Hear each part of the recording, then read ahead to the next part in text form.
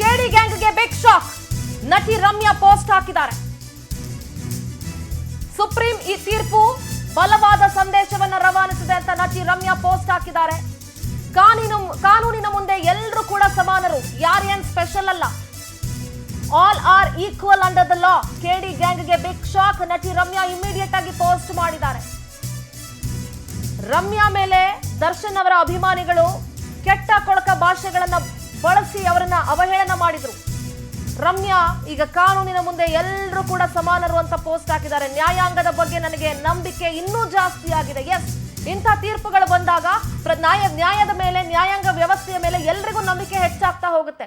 ರಮ್ಯಾ ಅವರ ಟ್ವೀಟ್ ನೋಡ್ತಾ ಇದ್ದೀರಿ. The Supreme Court judgment today on setting aside bail to Darshan and others in the Renukaswamy murder case sends out a strong message. All are equal before law.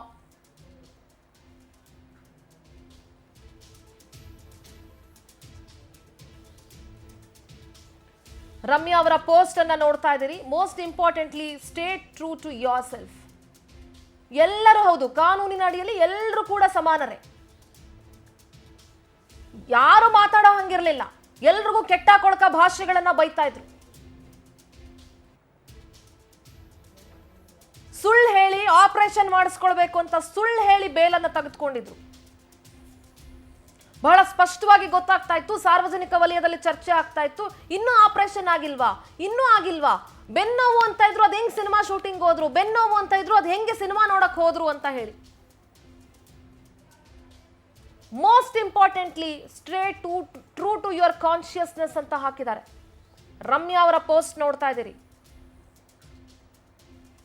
Renukaswamy ಕುಟುಂಬಕ್ಕೆ ನ್ಯಾಯ ಸಿಗಬೇಕು ಅಂತ Ramya post ಹಾಕಿದಾಗ್ಲೂ ಕೂಡ ಕೆಟ್ಟ ಕೊಳಕ ಭಾಷೆಗಳನ್ನ ದರ್ಶನ್ ಅಭಿಮಾನಿಗಳು ರಮ್ಯಾ ಅವರ ಮೇಲೆ ಬಳಸಿದ್ರು.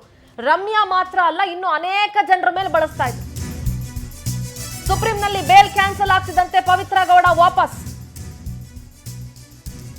ಮತ್ತೆ RR ನಗರದ ನಿವಾಸಕ್ಕೆ ಮರಳಿ ಬಂದಿದ್ದಾರೆ. ಈ ಪ್ರಕರಣದ A1 ಪವಿತ್ರ. A1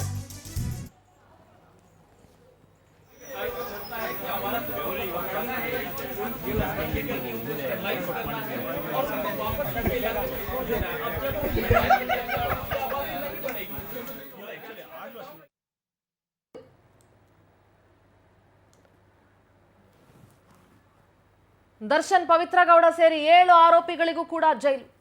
ಒಂದ್ ಕಡೆ ದರ್ಶನ್ ಖುಷಿಯಿಂದ ಟೆಂಪಲ್ ರನ್ ಮಾಡಿಕೊಂಡು ಡೆವಿಲ್ ಚಿತ್ರದ ಪೋಸ್ಟರ್ ಹಾಕಿದ್ರು. ಇನ್ನೊಂದ್ ಕಡೆ ಪವಿತ್ರ ಗೌಡ ಗುರುವಾರ ರಾಯರ ಪೂಜೆ ಮಾಡಿ ಮನೆಯಲ್ಲಿ ಅವರ ಸ್ಟುಡಿಯೋಗೆ ಹೋಗೋದಕ್ಕೆ ಅಂತ ಹೋಗ್ತಾ ಇದ್ರು. ಆದ್ರೆ ಆವಾಗ ಬೇಲ್ ಕ್ಯಾನ್ಸಲ್ ಅಂತ ಬಂತು. ವಾಪಸ್ RR ನಗರದ ಮನೆಗೆ ವಾಪಸ್ ಬಂದಿದ್ದಾರೆ. ದರ್ಶನ್ ಕೇಸ್ನಲ್ಲಿ ಸರ್ಕಾರ ಮತ್ತು ಪೊಲೀಸರಿಗೆ ಸಿಕ್ಕಂತ ಅತಿ ದೊಡ್ಡ ಗೆಲುವಿದು.